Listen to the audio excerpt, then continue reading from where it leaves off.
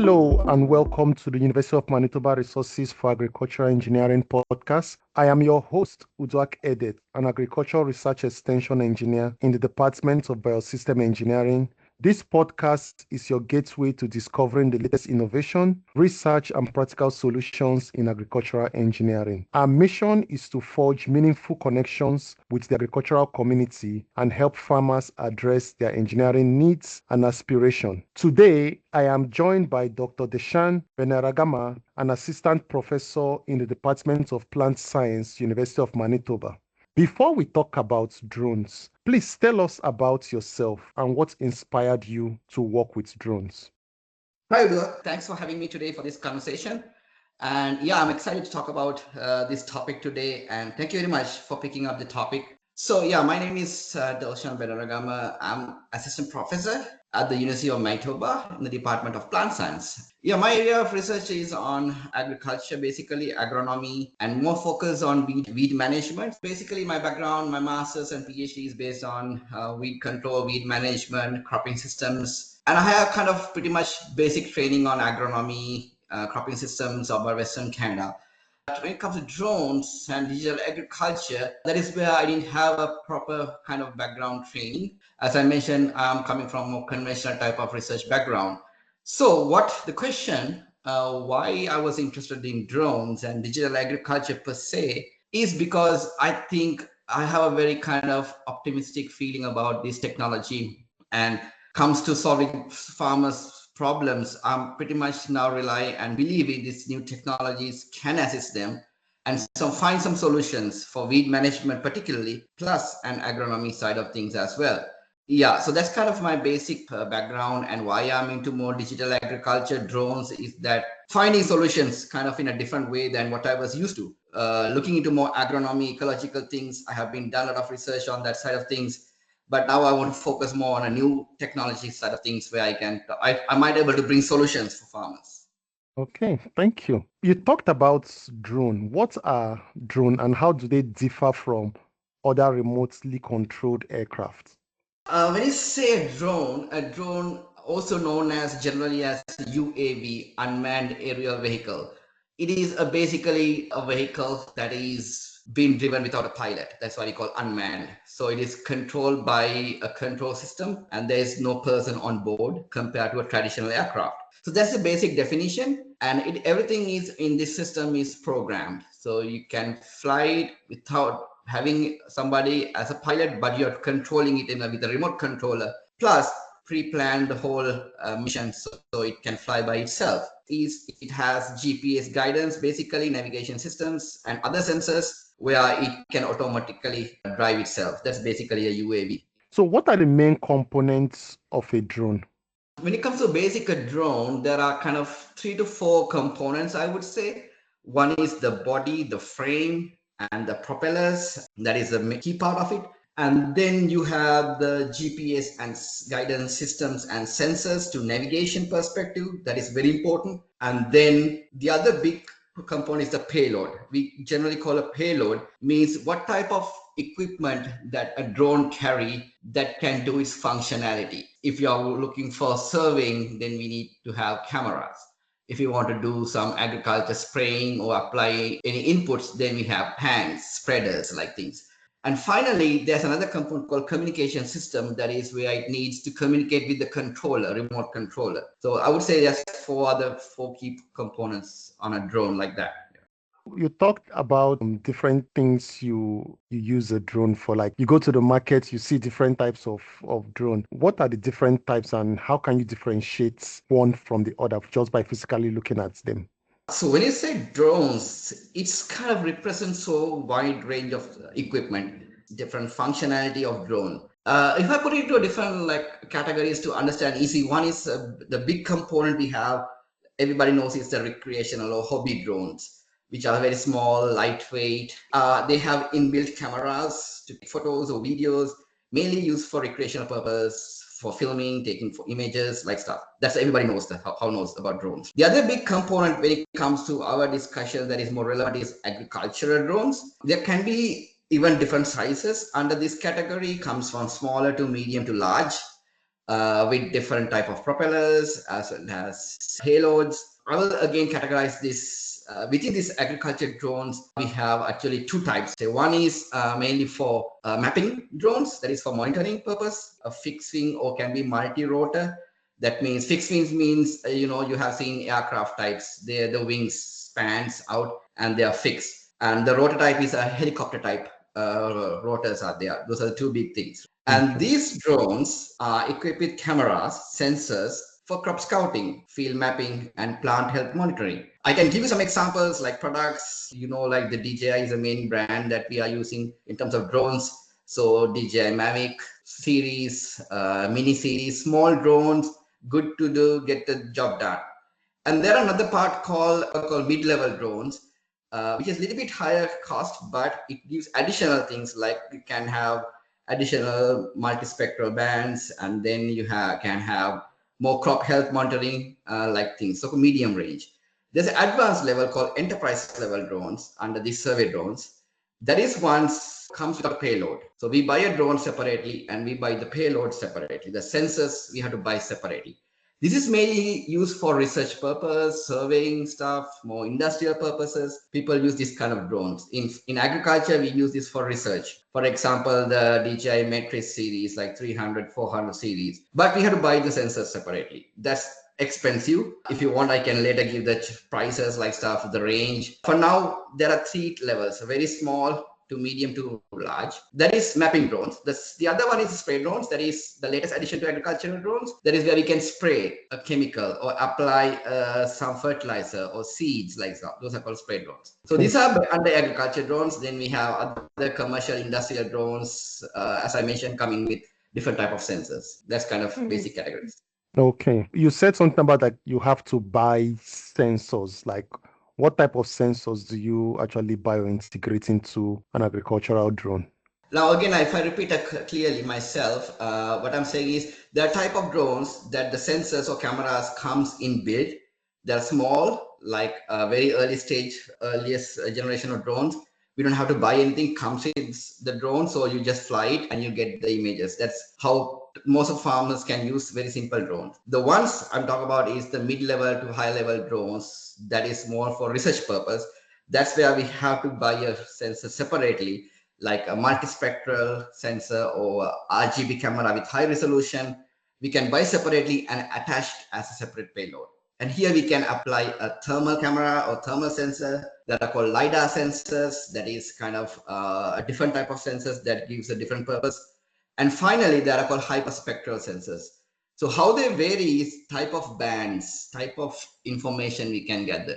So RGB is very basic, kind of what you have in your phone, mobile phone, gives you a quick image and gives you some information, but it is not giving you a lot of information about crop health, like more crop disease scouting or something like that. You need a different type of sensor. That's where multispectral, thermal, LiDAR, all these things adds up.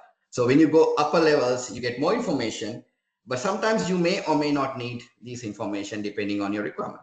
So you talked about using drones for mapping. Can you expand on that with regards to crop monitoring and disease detection? Yeah, the simplest way a farmer can use a drone is buy a very basic level of drone that is having an inbuilt camera like RGB or even multispectral inbuilt. Like when I'm say a very common drone is DJI Mavic 3M. That is a small drone cost around $6,000, $7,000 in the range. So you can get all these. You can monitor the crop. You can get a visual image as well as you can get additional information like in DVI that people already know. That is, it gives you how much greenness in the canopy. So it gives you health. So that kind of indices can be also obtained from this kind of a entry-level drone, but good enough to do crop monitoring. So if you have a large acre farm, you can get this drone and fly it as you will and map your whole farm. And you can keep on mapping this throughout the season and get this information and monitor where you see the problems in your farm. So that is kind of very entry-level system and easy to monitor, easy to handle. You said something about mapping, spraying. Can you also use drone for irrigation planning and water management? And if so, how can you go about that? So typically we used to know when you use drones just to image, right? Take a picture of the whole farm and see where the problems, either using NDVI like an index that gives you help or any other indices that can be obtained from a drone. But these days, new sensors are coming along that you can go beyond that and measure the water stress, the heat, the temperature level of the canopy, crop canopy, even the soil. So these are different type of sensors, use different type of wavelengths. So typically they operate in the long wave infrared range beyond a typical camera, RGB or multispectral camera has. So if you go that level, then you get additional layer of information saying, oh, this is where that water is deficiency is obtained by difference in temperature. And then the temperature can be mapped as you map NDVI or as you map a typical crop growth. So that is a way we can do using thermal sensors. Plus, even if you have a basic like multispectral or typical RGB camera, you can still understand the water deficiency or water deficits in a canopy using the greenness indices. So how much change in the greenness also can be a reflection of a water deficiency. So that is indirect measurement. But directly, if you want to measure the temperature and moisture, then these thermal cameras can become handy. The other thing what we can do with more advanced, if you go further step above, if you use LiDAR like a sensor, we can map the topography of your land. So where are the low-lying areas, where the high-lying areas are.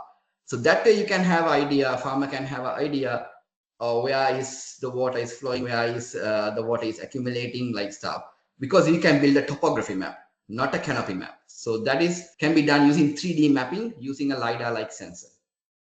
People in crop are actually excited. Oh, drones can actually do this for us. What about livestock producers? Is there any way drones can actually help them as well? Yeah, sure. Yeah, I'm not an expert in livestock area, but in very basic sense, this basic drone, like with RGB camera, can use to count where your herd is moving around, where your livestock, your cattle is around in your farm, and what are they doing, like activity, like basic things. You can do it. You can record it. You can video it. That's very basic level. If you go further, you can do counts. Whether if you want to get a herd count, you can use that image and get a count using these tools and track the movement and also locate the missing livestock and just RGB. But if you go further step above, as I mentioned, a thermal sensor is rapidly getting recognized as a good tool for livestock because thermal sensor gives you a real indication of where the real livestock is. Even in under dark conditions, you can monitor how they move around, what are their behaviors, and if you get if you lose your track of your herd, these thermal cameras can be really beneficial. And I have seen a lot of farmers in some areas using this already. So that's kind of a use of drones for livestock perspective. Earlier on, you differentiated, they say there's mapping drone, there's spraying drone. What's the difference between a mapping drone and a spraying drone? This is a new a functionality. Maybe this came around 5 or 6 years ago because the drones we know in agriculture or in other industries mainly used for mapping perspective to see things, to understand things, and locate where the things are. But the new addition is you can now apply things like apply inputs to agriculture. That is where the real new functionality comes in for these drones. So how they differ is in survey drones, map drones, they only have cameras as the payload. But the agriculture, the spray drones, additionally, they have this payload called they can have a tank and a spraying system that they can apply chemicals like liquid chemicals plus additional tank that's for dry granules or the dry fertilizer or dry seeding perspective. We can have this kind of tank that holds the granular particles, and it has a spreader system. It spreads these compounds. So that is a different functionality, and different equipments are there. Which of these drone applications do you think have the biggest potential for growth? Because of this new functionality of applying things, right, it can become a very good functionality for most of the farmers. For now, we are still at very infancy level using this technology, the application technology. But I think there's a lot of potential to grow, and we can discuss later how things are moving around. The mapping part, I would say, is rapidly gaining population among farmers because it's becoming easy technology. It's becoming more available and affordable for a farmer. The spraying side of things is fairly expensive comparatively. It needs a little bit of more training, more licensing requirements, which we're probably going to discuss hopefully.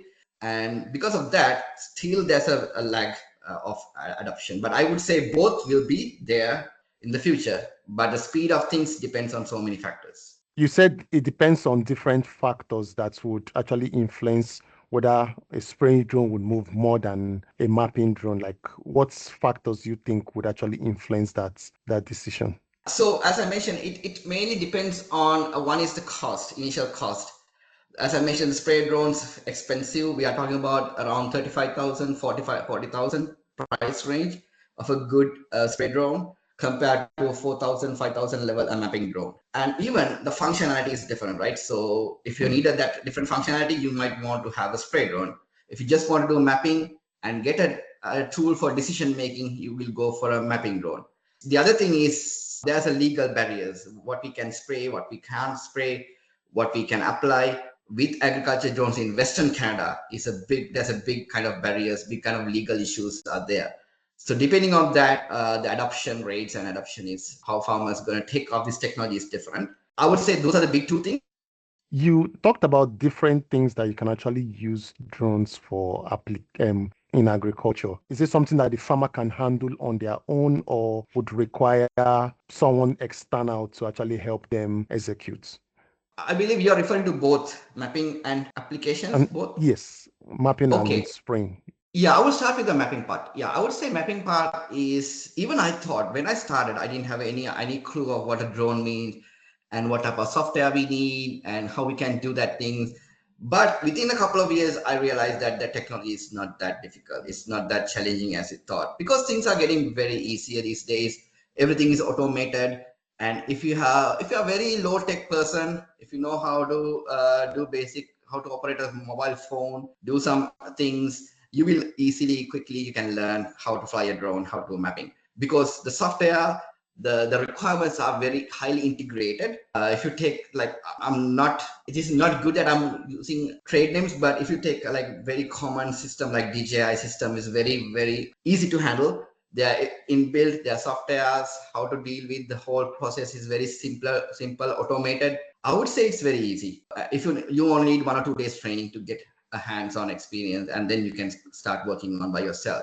But when it comes to the other part of the things, application side of things, you need a little bit of advanced training because you need to think about how to map them first, and then how to use route planning like stuff, and then you need to know how things being done, how to change all the parameters, because a lot of parameters comes into action when you fly a spray drone compared to a mapping drone. So that need of advanced training plus need more different license requirements as well. Let's dive into spraying drone a bit. What do farmers need to know before or need to do before actually operating a spraying drone?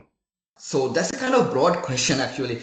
And yeah, and there are so many factors. And this is the problem with spray drones. A situation we are now in Western Canada is a lot of buzz, a lot of talks are going on about spray drones. Some people are proposing it, some are opposing it, and a lot of people are talking about challenges. So there's so many things. But if I put it in very kind of simplistic way, first thing is in Western Canada, you should know what are the regulations. That's the key thing. You can't just go and buy a drone and start spraying chemicals or start doing whatever you want, because there are a lot of regulation, because you're flying an equipment. It's a big equipment, very heavy, over to 50 kilograms. The system is typically very high weight system. You need a lot of training to fly it. You need advanced pilot certificate, and then once you have advanced pilot certificate, again, then you should know what things you can do and what things you can't do. First, we can't apply any pesticides in Western Canada because they are not yet legalized. So only things that we can apply right now with the spray drone is the liquid fertilizers, or you can apply any liquid plant growth regulator like products. Plus, if you have a spreader system that is for the dry application, you can use fertilizer, granular fertilizer, or you can do seeding. So those things you can do right now in your farm right at the moment. So that's legal aspects. First, you should know how to fly it proper way with all these legal aspects, and then you should know what you can do with the spraying. Those two things are very, very key things you should know. And then other things comes in, how you really do this thing. So because there are a lot of issues with drift like stuff and how to plan it, it's not like it's different than you operating a ground system. So a lot of other factors comes in. So you should know all these factors, variables that can change your application efficacy. So that part is again a big section that you have to understand. I always wondered if I have an aircraft and I apply chemical, why can't I use drone to apply the same chemical? Is it not the same aerial application that both of them are doing? Why is a drone not allowed to apply chemical that an aircraft can apply? No, you're right. Exactly. Everybody thinks that way. Yeah. Even I thought, why this? We are not allowed to spray herbicides or fungicides because we have seen people are using helicopters and planes to apply chemicals.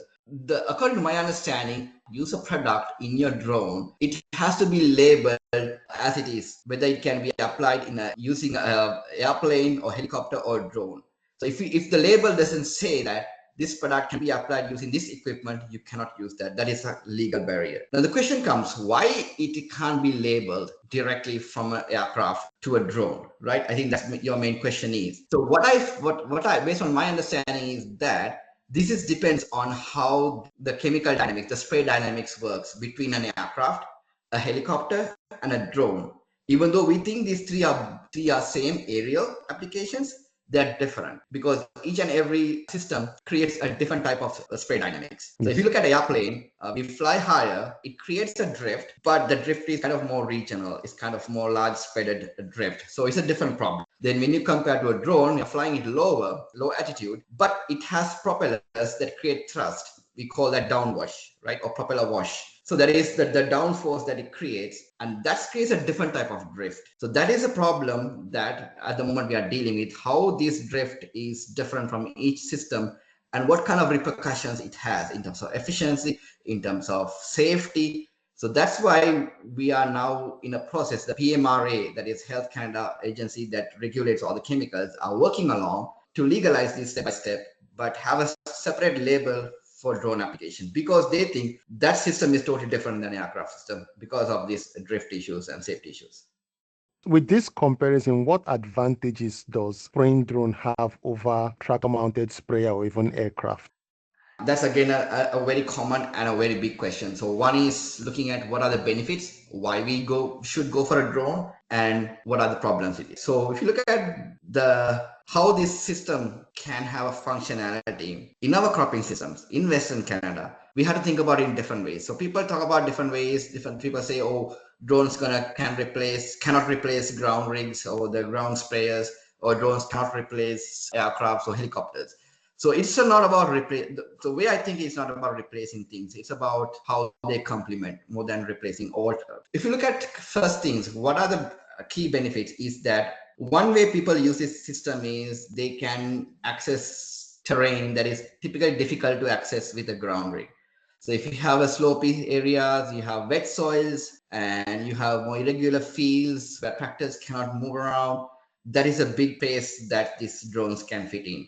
So one of the big things is wet soils. So when the wet soil is wet, you can't put your ground system, and then you can use a drone because it doesn't have any issues with a wet soil because it doesn't have any contact. So that's one of the biggest positive things about drones. You can fly a drone anytime, just after rains, and you can spray your chemicals because timing in Western Canada is number one. Whether it's applying herbicides, fungicides, if you can't put your ground system in the right timing, then that will be a challenge. So then that is the main thing. And it can be used for any sloping areas, rolling hills, like something, irregular landscape. The other one is precision. That is where the airplanes or helicopters don't have.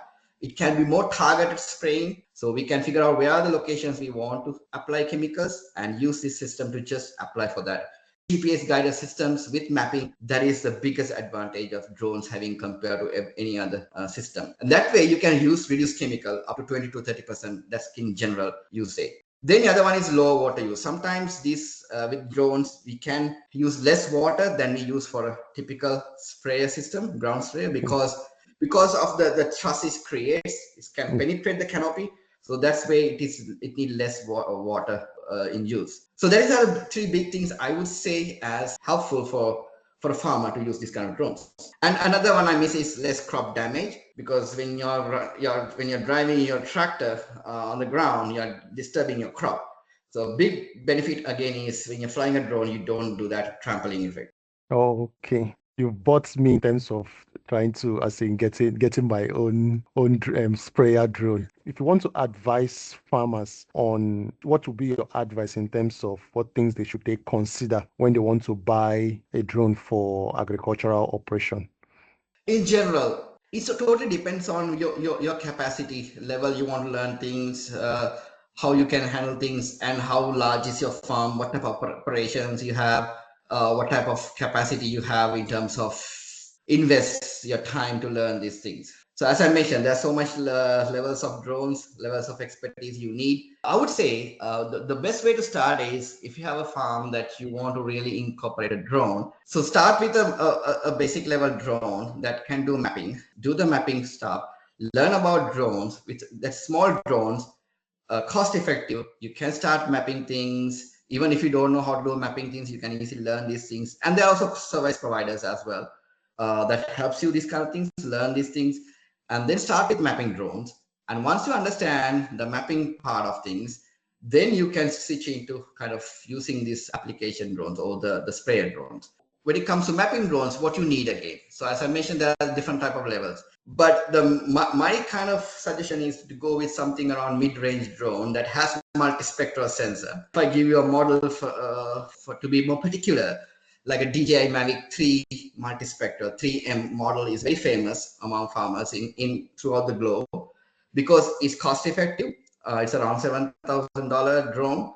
It has multispectral, that is 5 bands, RGB, near infrared, and red range. And that is a very good drone for a farmer. So you can do a lot of things get done with this kind of drone. When it comes to a spray drone, then it comes to capacity. You have different type of capacity, smaller drones, bigger drones. It depends on what type of things. If you want to do more patch spraying, spot spraying, you don't need bigger drones. You need medium size. When it comes to DJI series, that's what we have mainly in Canada is you can go with T25, T30, T50, like kind of medium to small scale drones. You don't need bigger drones for that because you are talking about spot spraying, not blanket spraying. And that's based on your need. Like in your experience, what has been the main challenges farmers face when adopting drone for the agricultural operation? I think the main problem is awareness. When I look at some of the surveys done by it in Canada, the number one thing that farmers always use is the technology wise GPS guided tractors, yield monitors, like stuff. But the drones, using of drones and mapping stuff is still not that much being taken up. Mainly because they don't know what they can do. The other thing is they are reluctant to learn those things. They think that is very expensive. Plus, it needs a lot of training. So that is changing now because these drones becoming more adaptable, very easy to handle. A lot of services available, training is available, and now things coming better. But I would say these are the two things why it's not around much. We don't see much of the use of drones these days yet. How can governments facilitate the use and adoption of drone for agricultural purpose? There's a lot of barriers. It can be legal barriers, technological barriers. So the one of the big thing that government control is this legal barrier. You need to have at least a basic license to fly a small drone. You need a basic 20 to 150 grams to 25 kilograms range. You need a basic license. Online examination, you have to do it and take that certificate. That's number one you need. So that is legal barrier. So you need the certification, and then you go to another level. You need to go to advanced part. But this can be barriers, but it's good for everybody. You need this training. You need a proper understanding of this how the system works. But those can delay. But I'm not saying we don't need that. What I'm saying is the government can interfere with that, provide more training on this side of things, and make sure this licensing program is smooth and farmers are aware about this licensing program. That is one part. Second part is the technology, how fast they go, what are the processes, what type of softwares people need. So those kind of things. Farmers with the government can interfere with training on this stuff, even funding universities, training colleges, other organizations to provide more hands-on experience to farmers are very important. Because hands-on experience is critical. Because I don't think a lot of farmers have experience in this technology. They might have heard about this technology, but until they really use it, they don't understand how it works. So that hands-on training should be provided by somehow gradually. So ideally, it can be incorporated training programs at different levels, from schools, from universities to that level, and or directly to farm level. You talked about where the technology is going. Like, where do you see the future of drone in agriculture over the next 10 years? So one thing is, before I come into that question, I forgot to mention one point. A big thing that I know, the survey drone side of things, everybody are in the same page. We all know there's a good application side of things we need to map, because we have large farms. We can't monitor them by ourselves. We can use the technology, and there's no barriers for that. It's about the training, the skill gap. When it comes to application side of things, spray drones, we talk about it. The possibilities, the adoption rate, everything depends on how governments go through this regulation process of chemicals. My thinking is that sometimes people think in different ways of these things. People think, oh, these drones cannot replace spray equipment, grounding. So the first thing we have to understand, it is not about replacing it, but finding the functionality in the farm. What I see is these drones have a functionality beyond a spraying, beyond replace a conventional spray system. One big thing is spot spraying or precision application. Because if you look at all this precision equipment we have at the moment, the technology is very expensive. You take a John Deere tractor, having these spot spraying systems are very expensive, and I don't think most farmers have those access to equipment. But this drone can really replace that technology gap. So with low cost, you can have this spot spraying system or precision spraying system, even precision seeding systems you can use with this drone. So I see that there's a big fit in this kind of functionality. So with that kind of my own personal thinking is that this technology gonna taken up by a lot of farmers in the future, depending on how fast the legalization happens for applied chemicals. That is the spray things. But when it comes to the mapping stuff, it's gonna increase adoption over time. And with the AI technology comes in, it's gonna speed up everything, because AI is gonna make everything smooth, and it's gonna make things easier. Even farmer can directly use this technology using AI technology. And I would say that's gonna make a huge difference in the future of adopting this technology. Is there anything you would like to share about the use of drone in agriculture? In my perspective, drones in agriculture can do two things. One is it can directly influence farmers to advance their production systems, increase profitability, cut down cost. And that is one big thing that can change how we do agriculture. At the same time, for researchers like us, drones play a big role. So we do a lot of research with crop production. The research we do, we need a lot of data collection. So typically in conventional agriculture, when I did my master's PhD, we do a lot of ground data collection. We take a lot of time, spend a lot of money. It's not easy. But what I have realized is that these drones can change the way we do research in the future. That's what I'm trying to do in my program as well. Try to develop these tools for research perspective, how to develop good crop management practices, collecting better data than what we did in the past. So that way, drones going to assist the research and development side of things in terms of agriculture. That's another big comment that we don't talk much, but a lot of researchers at the moment for breeding, for agronomy, for weed management, they're using these drones. So that way, the farmer is going to benefit again at the end, because this technology comes in with that side of things of research and development. So that's kind of what I want to add. So production side of things, research side of things, I'm saying the drones are going to be very critical. And satellite, we didn't talk about satellite. Satellite technology is also advancing, but drones have its own niche. It has own benefits on technology that is different from satellite that we can apply. So that way, this has more accessible and cheaper, and it can be accessed at any time you want. So that way, drones provide kind of more broad range of functionality for farmers, for researchers as well. Are there any downside of using drones in agriculture compared to what farmers currently use now? Definitely, any technology has its own benefits and downside. So when it comes to this technology again, the training part, it requires training. It requires the legal aspects. Any technology, maybe this part, when it comes to aerial side of things, we need to follow these more kind of legal barriers than any other equipment. When farmers using ground equipment, they don't have this kind of barriers. That is a downside, I would say. The second one, the capacity, right? The tank capacity when it comes spraying, it also is down. Still, we don't have that big capacity that we need. but I would say it's going to develop. It's keeping on developing these technologies. So the bigger tank sizes are coming along. And the other one is the battery life, like stuff. So battery is always a limitation. So for survey drones, I don't think it's a problem for now, because our survey drones that we have, small drones, are very efficient. They are really good in doing their job. But when it comes to application side of things, like spray drones, like spreading applications, the battery is a huge problem. That is always a barrier when it comes to this technology. I'm optimistic that these can be easily solved in the near future. How about safety concerns? Like, is there any safety consideration farmers need to take when either using mapping or even especially using a spraying drone?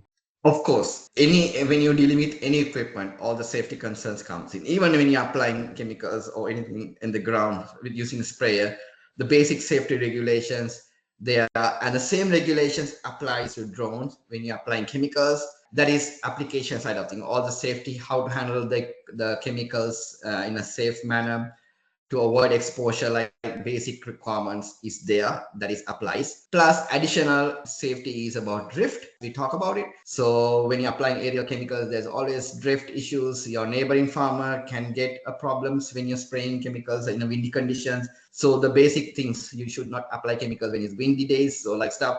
Those are very important safety concerns. And the other thing is flying. That's why we've been forced to take this training, license, and certificates, because we should know what are the legalities of flying a drone. Because there are bystanders, if you're flying in an area where you're close to an airport, there are a lot of regulations, restrictions, safety issues, and sometimes you might see the crop dusters or the aeroplanes are flying around in your field. And when you're flying a drone, that can cause in conflicts. So those things, that's safety issues. So that's why the legal system is very important to any country. That's why we are going slowly in this kind of process. We have to go through certification. In terms of flying perspective, and when it comes to applying chemicals, that's why we need labels. We need all the guidelines set up before farmers going to uptake this technology. So that's why it's taking some time. Thank you so much, Dr. Dilshan.